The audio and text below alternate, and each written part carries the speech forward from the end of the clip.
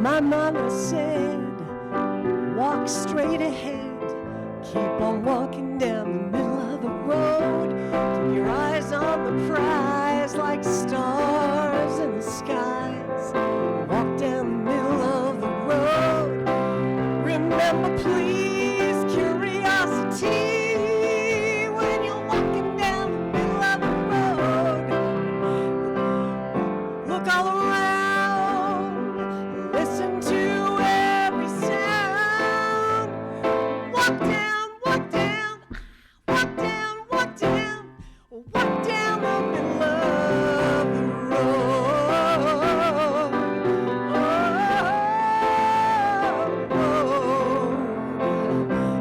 Twists and turns, so much to be learned. Walking down the middle of the road, look forward, not back. That's how you stay on track. Walking down the middle of the road, with curiosity guiding you, you'll know what you can do. Look all around.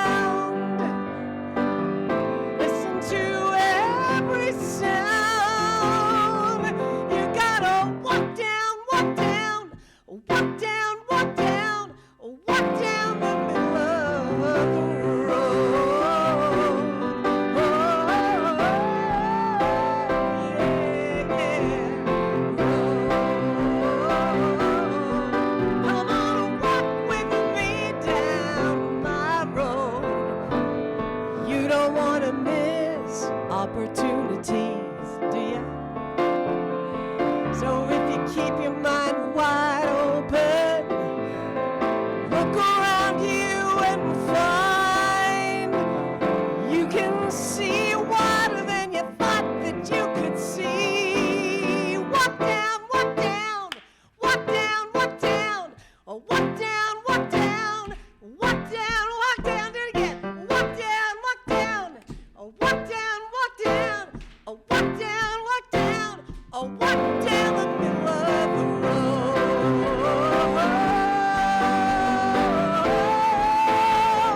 Walk down the middle of the road.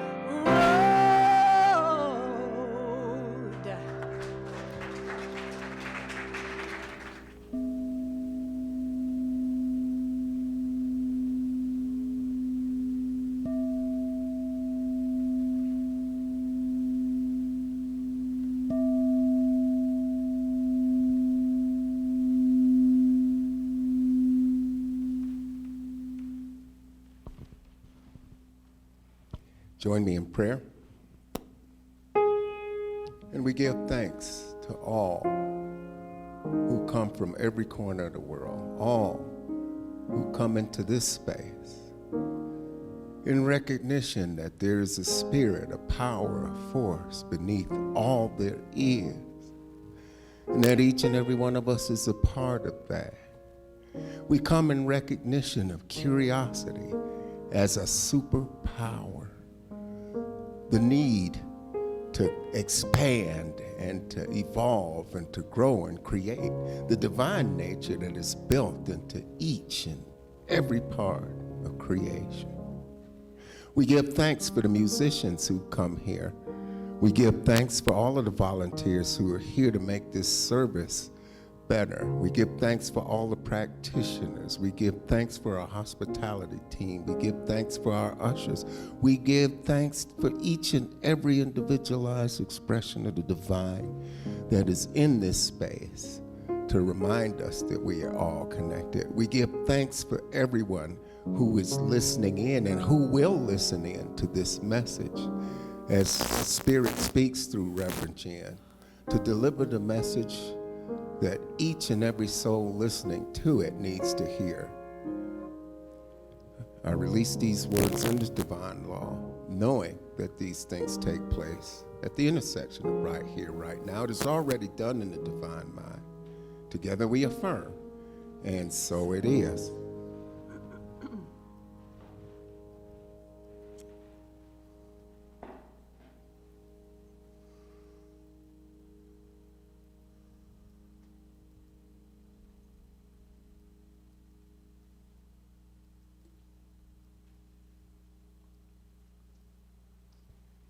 Our first words of inspiration today come from Mike Foster.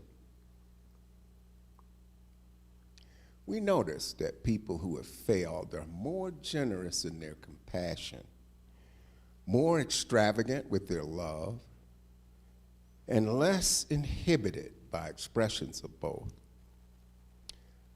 I think it is because these people spend less time caring about what their lives look like and more time about figuring out what their lives are about. These people of the second chance live in the humble arrogance of being God's beloved. From Chogyam Trungpa, in order to establish an enlightened society for others, we need to discover what inherently we have to offer the world. So, to begin, we should make an effort to examine our own experience in order to see what it contains that is of value in helping ourselves and to uplift others' existence, in their existence. Finally, from our founder, the Honorable Dr. Ernest Holmes. No matter how small our concept of heaven is to begin with, it has the possibility of eternal unfoldment. The power to live is within the self, implanted by the divine. Ultimately, everyone will realize the inner kingdom, which will become to them as the tree of life, providing food, shelter, perfection, and joy. So let's just take a moment for some self-reflection here. I want you to think about a time when you met someone and you didn't particularly care for them. And just take a moment, we're not going to spend a lot of time with this, and how did you behave? What did you do? I mean, maybe you met this individual and you had a little interaction and you kind of thought, I don't know, that I don't really want to hang out with this person. I don't feel like I have anything in common with them, and you walked away. And then a lot of times what happens for us is in the days and weeks that follow is we find ourselves just kind of not interacting. Maybe we are part of a social group and we continue to meet together and we just kind of avoid that person and we don't spend a lot of time with them. I'm not the only one. I know I'm not the only one. So then what happens is you fast forward, I don't know, days, weeks, months. Maybe it's someone in the workplace. And one day you're sitting there and you're hearing someone sing the praises of a person who's done something phenomenal. And they're talking about this person's heart, their love for humanity, and how they've taken some risks, or how they've been particularly courageous, and they've done this and that, and you're just thinking, oh my gosh, this person sounds incredible, and then you find out it's that very same person that you discounted months ago. And why is that? Why does that happen? Well, it happens so simply because our first maybe it's instinct, I'll call it instinct today, that makes it so. Our first instinct is that we kind of look at the visual, the physical. We listen to the tones that come up. How does their voice sound? Are they using language that I'm familiar with? Do we sound like we have something in common? And if we don't find that common ground within, 7 to 8 seconds, we are ready to tune out. Exactly what we're talking about today is that idea of what lies beneath the surface. And in that what lies beneath the surface, why aren't we willing to take the time to discover what that is? What is that about? This month, our theme is curiosity as a superpower. There's so much in that those 3 little words. Curiosity as a superpower. We need to be more curious. We have gotten into a fast pace of life, and we're in a hurry. I don't know what we're in a hurry to get to, because let me tell you something, we are all headed for the same finish line. And when some people are getting close to that, they're not in so much of a hurry anymore. So we need to slow that down and take a moment and take some time to be more curious and find out more that we can about one another and how each one of us is walking this path. Stephen Hawking said, "Remember to look up at the stars and not down at your feet. Try to make sense of what you see and wonder what makes the universe exist. Be curious." Be curious. How beautiful. So how do we move into this idea of curiosity? Well, I'll tell you how not to. My dad was he was a numbers guy, and he was constantly counting. He wanted to know how many people showed up for an event, how many cars were in the parking lot, how many years have you been married, how many children do you have, how old are they, how old are your grandkids? I mean, he was and he was good. He was incredibly good with math. So he would sit down and do spreadsheets and stuff that I didn't want anything to do with. Now, was he good with finances? No, but that's a whole different bracket. But he was really good with this. And so in my growing up years, I kind of got a sense that these were important pieces of information. I needed to know, how old are you? I needed to know how long you've been married. I needed to know where you live and how long you've lived there. I needed this information. And then back in the 80s, I was part of this training class, and I think there were 5 of us in the class, and we were all trying to get acquainted, and I was just eager to really get to know everybody, and I just started asking my questions. And one of the women in the class finally stopped me, and she said, "Stop. I feel like I'm being interrogated." And I thought, what did I do? And she was right. I was asking just one question after the other and just moving forward. And she wasn't comfortable with that. And so what I learned in that moment, which helped me years later when I got into training, was all I needed to do was listen. Allow people to talk and listen to what they're saying. I really didn't need to ask more questions. And I certainly didn't need to ask all those bullet questions that I was hitting her with. That isn't what we're talking about. We're talking about curiosity. It's about looking at something, observing it, and going, let's give this a little time. Let's be patient with this. Let's hear what more this person has to say about this. Let's listen to what their views are on a few other things before we make a decision. You see, we have this wonderful pattern within us, and it's not your fault. It's not your fault. It's not your fault that you have this pattern. We have this pattern in us that tells us we're in a hurry. We are in a hurry. It is the technology, it is the shifting and the changing of society, it is the things that we are looking at today in our world that we didn't look at even 8, 9, 10 years ago. Wasn't there. I was a trainer back in the 90s, and I used to quote the statistics for the number of homes in America that actually had a computer. I considered that this week, and I thought it would just be almost silly to get up and quote any of those statistics anymore, because it's just been so blown out of the water. So what happens with this being in a hurry is we are refusing to devote the time to the task. We're refusing to devote the time to the connection. And it's that human connection that is so important and so valuable. When we refuse to look deeper, when we're going and operating on that surface level through life, what happens is we become very judgmental. Because the only information I have about what's going on here in front of me is what's happened to me in the past. I'm not giving you the opportunity to share anymore. I'm not digging deeper to find out any more factual information or the whys and the wherefores. I'm just making a snap decision. That's called judgment. That's what that is. And we lose when we do that. We lose sight of so many beautiful, deep relationships and things that we could be a part of.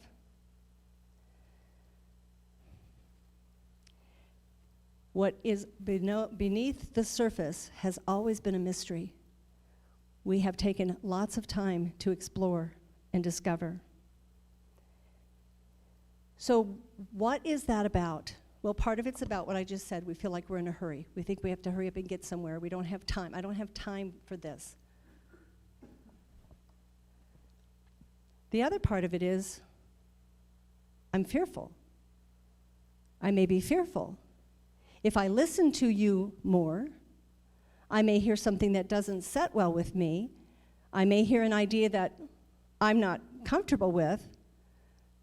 If I take more time to investigate, I may discover there's something here for me to do.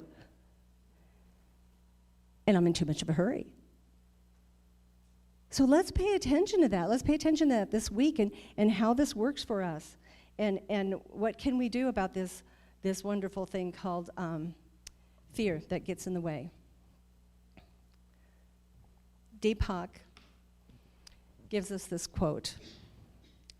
Relinquish your attachment to the known, step into the unknown, and you will step into the field of all possibilities. You will have excitement, adventure, mystery. You will experience the fun of life, the magic, the celebration, the exhilaration, and the exaltation of your own spirit. I want that. That is so beautiful. What a concept. Let go of what is the same old, and try something new. Look at it differently. Change it up a little bit. And step past that concept of fear. Because fear can really rule us. So back in the 90s, I had a friend who wanted me to go with her to Bali. And sure, why not? So she planned this vacation, and we went from LAX to Hawaii, and from Hawaii to Guam, and Guam to Bali, because it was a really, really, really long flight. And there were still long flights in there. And what she had planned for us was to go snorkeling off the coast of Guam. So we were going to be in Guam like 24 hours or whatever. And so I remember telling my sons that I was going to go with my friend Gail, and that we were going to stop in Guam and we were going to go snorkeling. And my sons just kind of lost their minds, and they said, Mom, you don't know how to swim. And don't judge me, because I'm not a swimmer. I am not a swimmer. I'm not. I can splash around in the water, but when the bottom is no longer there where I can touch it, I get really panicked. And when they were just going on and on and on about how I couldn't swim, and I said, well, don't worry about it, because Gail will be with me. Of course, she can't swim either, but it'll be fine. And my sons were just like, oh my gosh. And I said, listen. It's not a big deal, because you get this little thing, this little doop-de-dah that you put in your mouth, and it sticks up, and it gets the air, so you can keep breathing. So even if I'm not swimming well, I can still breathe. And my sons are just like, and I said, and we'll probably wear life jackets. Now, I had not spent much time at all in my life in an ocean. I remember walking out on the rocky shore and stepping into the water, and while I'm doing this, she's got this constant thing, don't step on anything that looks like this, don't touch anything that looks like this, and I'm thinking, oh my gosh, is there danger here? And my heart is racing, but I want to do this. I want to do this so badly, I'm going to do this. And so we get out here, and I put my face in the water, and it was like, oh my gosh, I can still breathe. And it was exhilarating. And I start moving through, and I can see the coastline below me, and all of a sudden I get to this place where the bottom drops off, and there is nothing in front of me but total darkness. And I'm trying to breathe, and I'm trying to maintain the fact that I'm kind of sort of floating with the help of a device, with this little life jacket thing. And I'm thinking, I should go back. I should go back. This is freaky. That was vast. It was just unbelievable. And then some beautiful, colorful something swam in front of me. And I was like, wait a second, what is that? And then a little bit later, I saw something else. And then a little bit later, I saw something else. And it was so amazing and so fascinating. And I don't remember all of it, but I remember the energy around how I felt with it. And I remember that absolute exhilaration when we came out of the water and nobody died and we got to see some cool stuff. It was absolutely incredible. So think about that when you start thinking about getting in that hurry and paying attention to what's prompting me to rush through this. Is it a fear of finding out something I don't want to find out? Or is it just, I don't really feel like I have the time? And sometimes we don't have the time, but that's not always the case. We live in a limitless universe. We live in a limitless universe. There are no limits to what we can say, do, be, have, none, unless we have created them within our minds. So when we want to move into this place of curiosity and find out more about what's going on and look beneath the surface, we have to find a way to move through the fear, to move past the fear, and to really see what's out there. There's a lot of joy. There's a lot of joy in life that we will miss if we choose to just give in to the fear.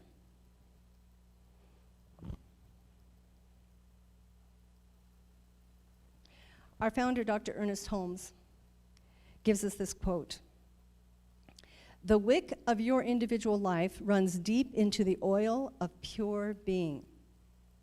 No matter what confusion appears at the surface of your life, there is always a place of calm at the center of your being. No matter how turbulent the waves may be on the ocean of your experience, beneath there is a changeless peace."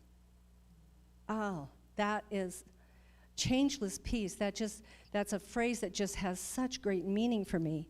And so turning away from the conditions, not ignoring them, but not allowing the conditions of the world to rule us and prompt us, and going within and remembering that we have this beautiful oil of pure being. It's limitless. It's within us that supports us in all that we do. And what does that bring forth for us? And to recognize that we can experience changeless peace.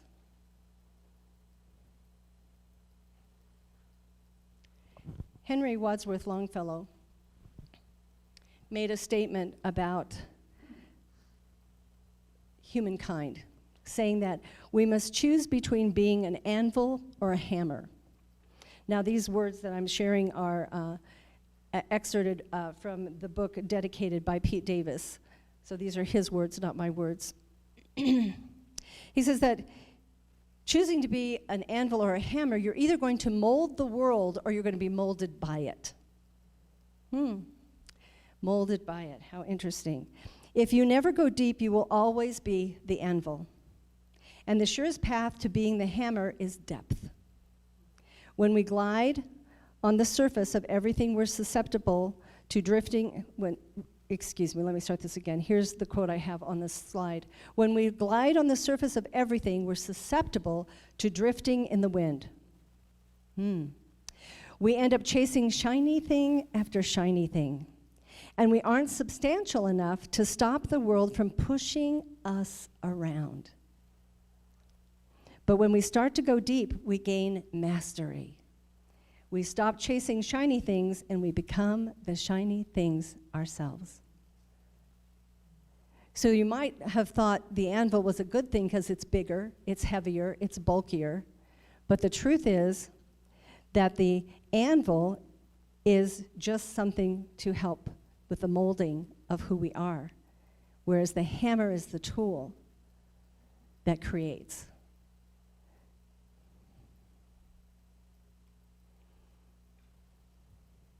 I'm going to tell you a story about Mrs. Thompson. Mrs. Thompson was a 5th grade teacher. And when she got her class together on the first day of school, she did what all the other teachers did. She tried to get them comfortable. She tried to tell them, how class was going to be and how welcome they were and how much she cared about them.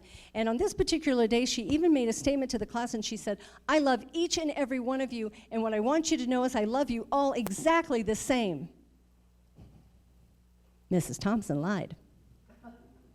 Because on that particular day, in the front row, right in front of her, sat a young man by the name of Teddy Stoddard. Mrs. Thompson had watched Teddy the previous year. She noticed he didn't play well with the other kids. He seemed to be disinterested and often isolated.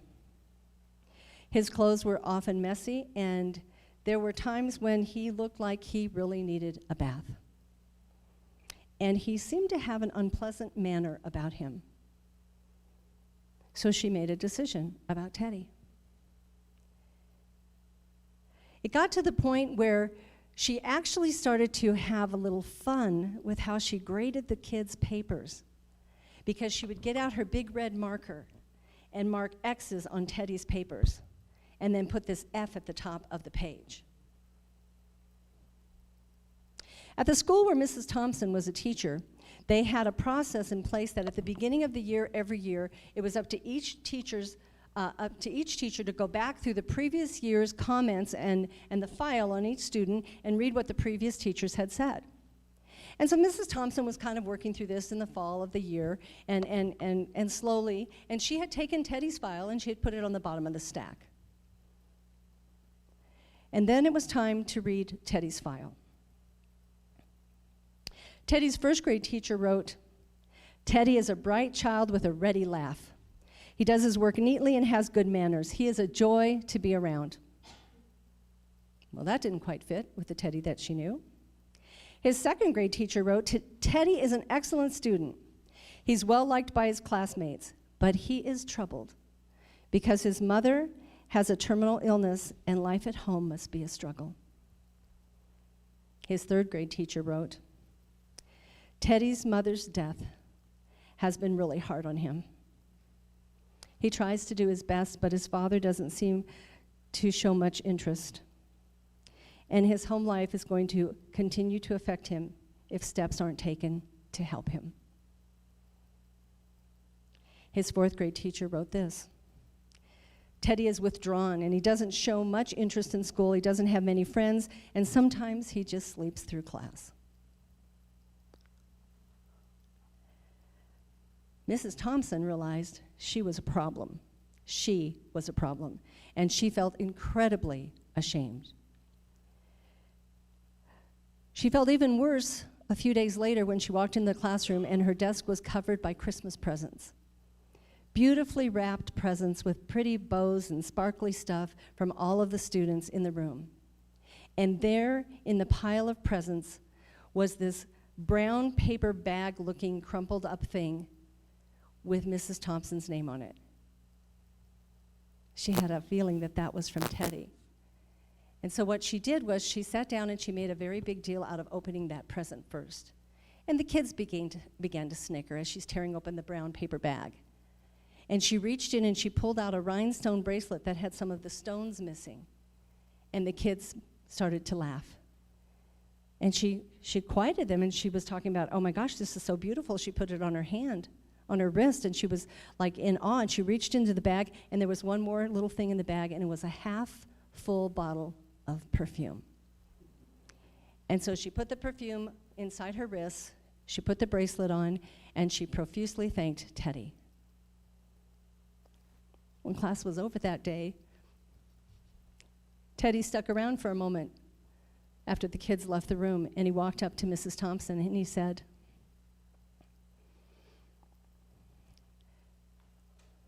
"Mrs. Thompson, today you smelled just like my mom used to."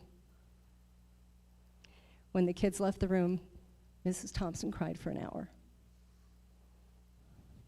On that very day, she realized that she was no longer going to teach reading, writing, and arithmetic. She was going to teach children.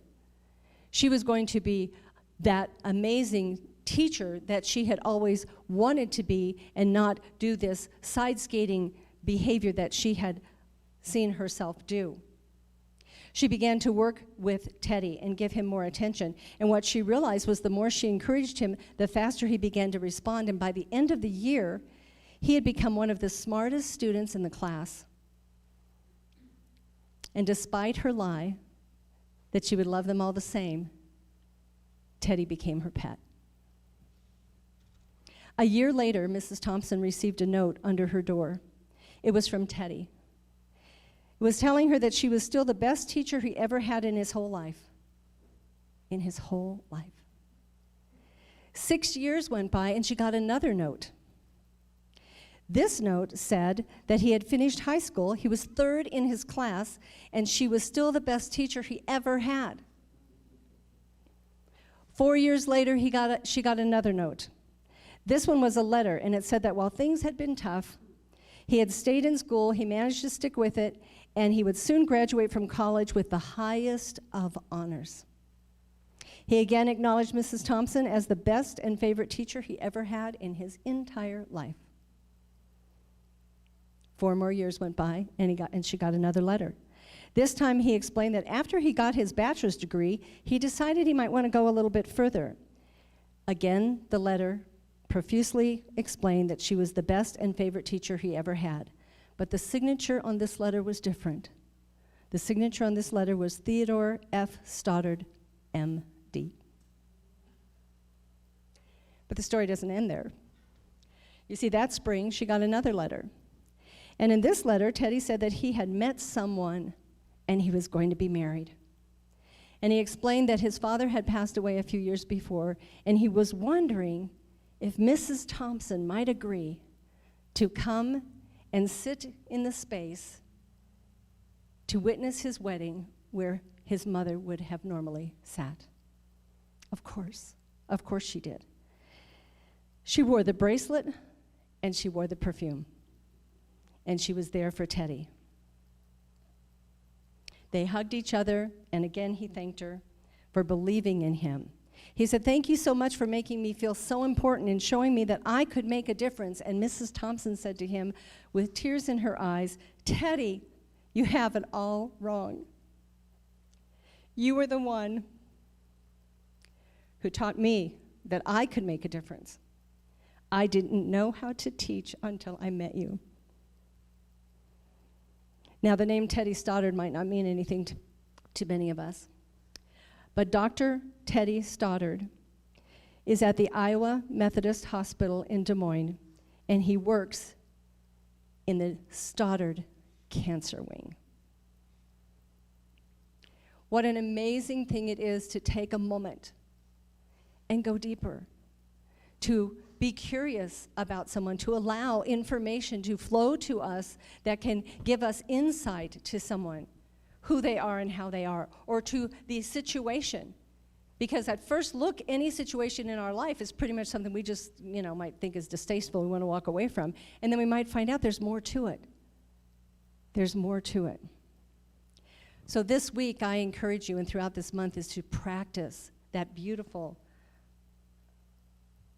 action of curiosity. Bernard Baruch said, "Curiosity. Millions saw an apple fall, but Newton asked why." Amazing. Everybody saw that happening. Nobody thought anything about it until someone came along and went, "Wait a second, what's this about?" And we have so many stories and so many people in history that have done that have taken it a little bit deeper and tried to discover more. Let's discover more in our lives. Because what we're left with when we don't take that time to go beneath the surface and to be a little bit curiosity is we get to that point where we become maybe bored. That's a word I use a lot. Maybe feeling stagnant, maybe feeling empty because something isn't moving us or motivating us. And it's simply because we didn't quite take the time.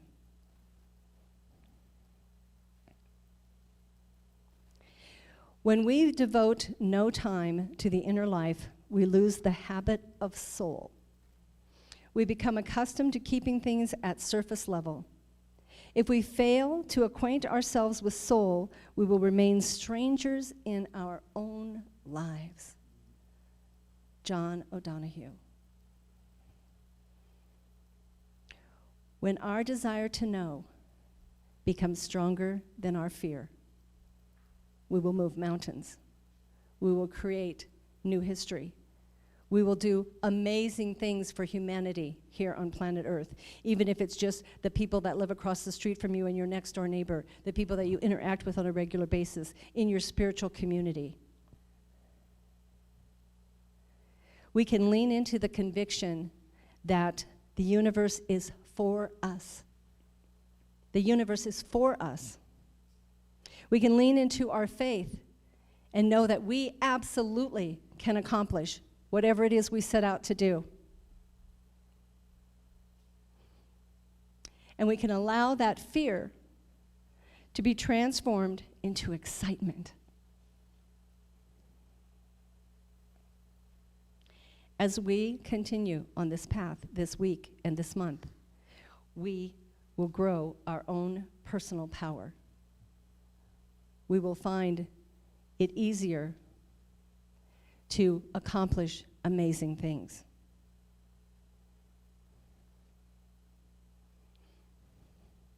Dr. Ernest Holmes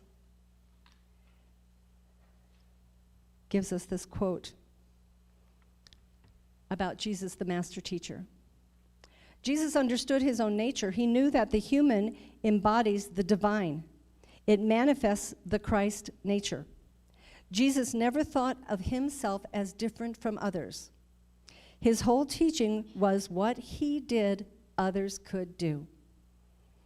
He located God and the kingdom of heaven within himself. He had plunged beneath the material surface of creation and found its spiritual cause. The cause he called God, or the Father. Every one of us has the power within us.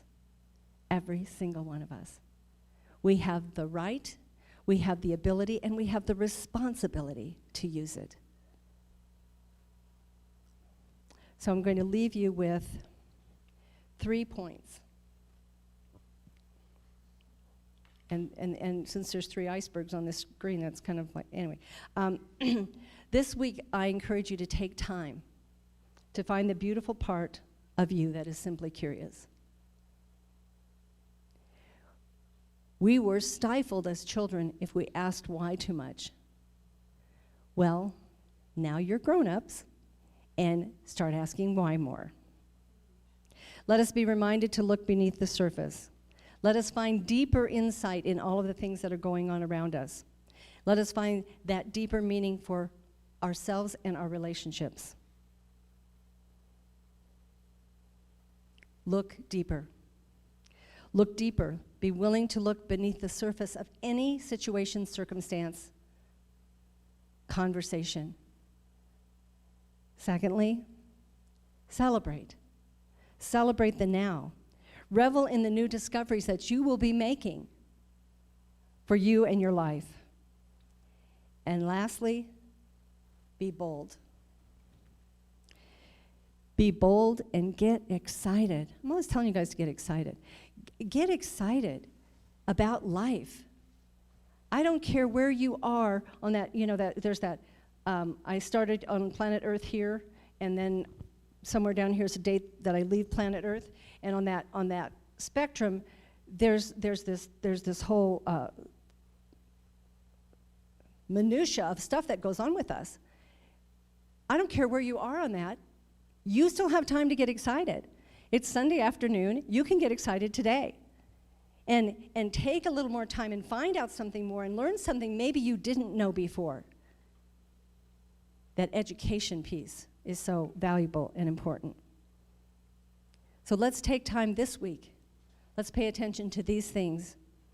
And let's see who shows up in this room next week. Please join me in prayer.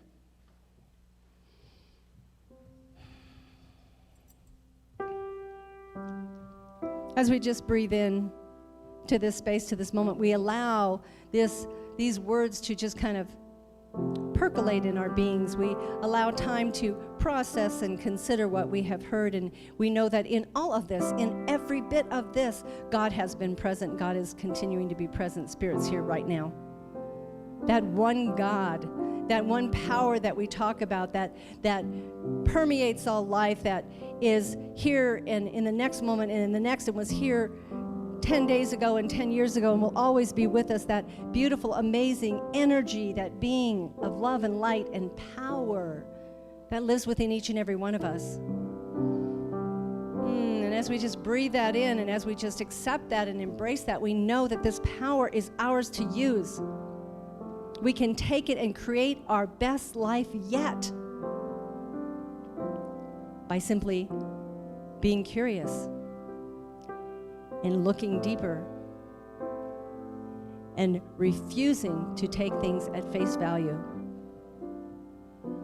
And so as we take these words and these ideas and this message with us this week, we go forward blessing ourselves, blessing all people everywhere, knowing that all are connected, all are one. And so it is with great gratitude and thanksgiving that we just say, thank you, thank you, thank you, Spirit, for all of this, for our ability to come together and be together in this place, in this space right here and right now and connect. Gratitude, expressing our gratitude for Spirit in these words and in the very ability we have to take any moment, any question to prayer and listen for the answers. I give thanks for all of this. I know this day is unfolding in divine perfection, and I know Spirit is in all things. And so I simply let this go. I let this go, turning it over to the law of mind where it is already being made manifest. Whatever it is we seek, whatever it is we desire, we let it go, we let it be, and together we say, and so it is.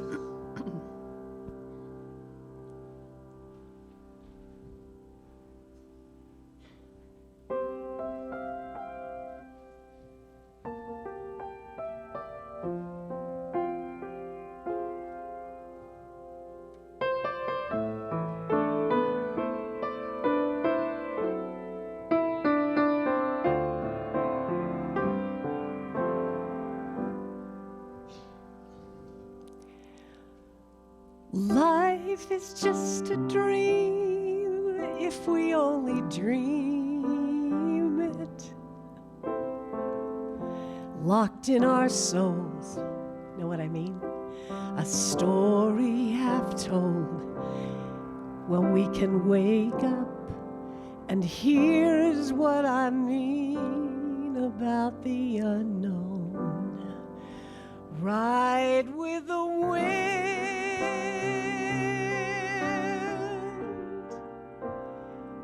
That wind your friend.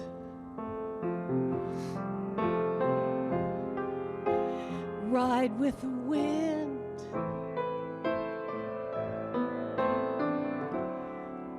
We'll find a journey's end. Ride with the wind. Set your sails to touch the sun.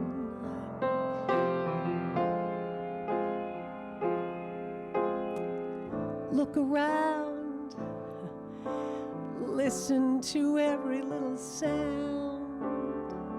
Don't be in a hurry, don't you worry. If you ride with the wind, there's a dream for everyone.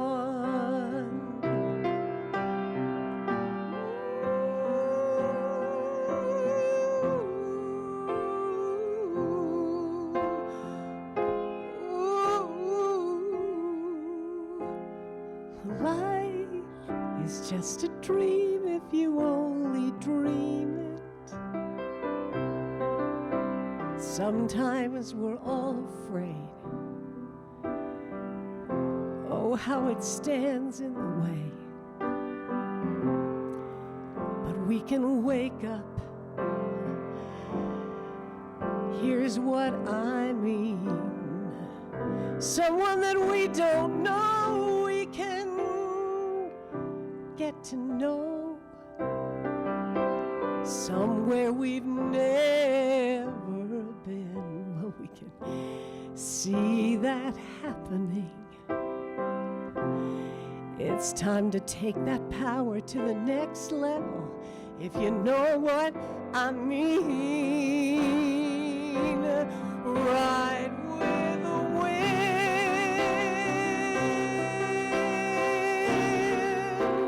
Come on, make that wind your friend. Ride with the wind. We're gonna find our sweetest journey's end. That's what I hope for me and you. Ride with the wind. Set your sails to touch the sun.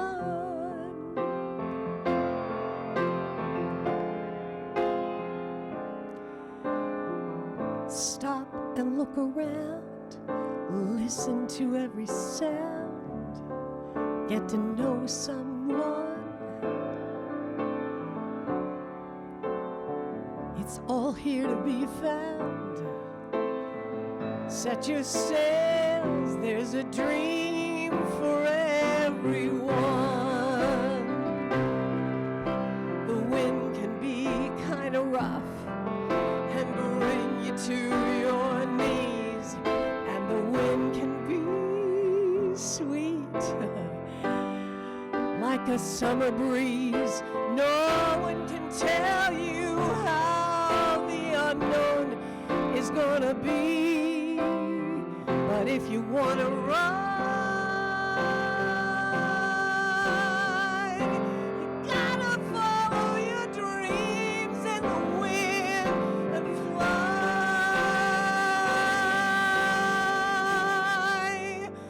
Ride with the wind.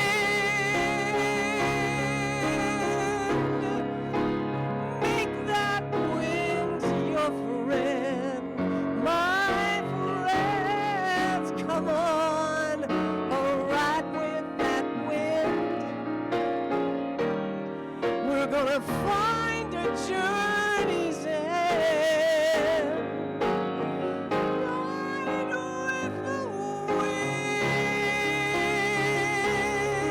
Set your sails to touch the sun. And when it's done, if we all ride with that wind,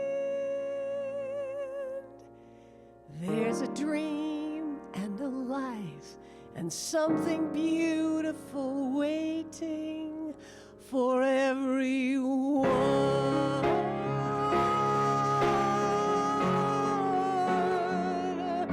Ride with the wind.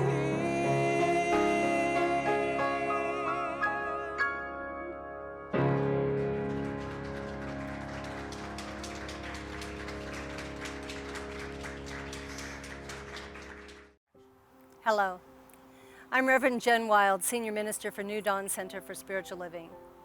New Dawn Center is a global community, and we welcome all people, all paths, all ways of thinking, all philosophies.